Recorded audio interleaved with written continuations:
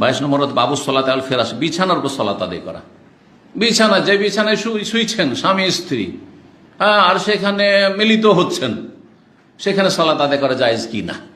অনেকে মনে করবেন না এটা হয়, এখানে ঘুমাচ্ছি আর এখানে আমাদের সব কিছু হচ্ছে, এখানে কি করে সলাত আদায় করবো? ঠিক না? জায়েজ না জায়েজ নয়? জায়েজ যদি সেখানে নাপাক কিছু দেখতে না পান। যদি নাপাক কিছু দেখতে পান তাহলে জায়েজ না।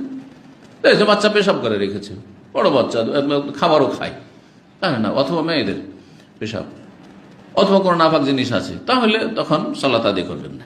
কিন্তু এমনিতেই বিছানার উপর যে বিছানায় শুইছেন সেই বিছানা উঠিয়ে রাখতেও জরুরি নয়, সেই বিছানার উপর সালাত জায়েজ।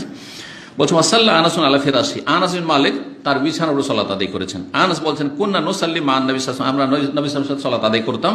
ফায়াসজুদু আহাদুন আলা সাওবিহি, আমাদের যে কেউ নিজের কাপড়ের উপর সিজদা করত, আর জমিন পাথর, কুচি পাথরের জমিন, এক তো সিজদা করার সময় কুচি পাথরে কপালে কষ্ট হইতো সিজদা করতে, 2 নম্বর গ্রীষ্মকালে এত গরম হয়ে যেত যে মাথা রাখাই মুশকিল হতো, কপাল রাখা, যার ফলে কি করতো, এই কাপড় একটু দিয়ে তারপরে সিজদা করা। তাহলে কেউ যদি এইরকম গরম জায়গাতে বা এখন যে কোনো কারণে, গরমের কারণে, ঠান্ডার কারণে, যে কোনো কারণে, অথবা কুচি পাথরে আছে, এইগুলো গুতরা রুমাল দিয়ে দিল আর তারপরে সিজদা করলো, তো জায়েজ, কোনো অসুবিধা নেই, জায়েজ।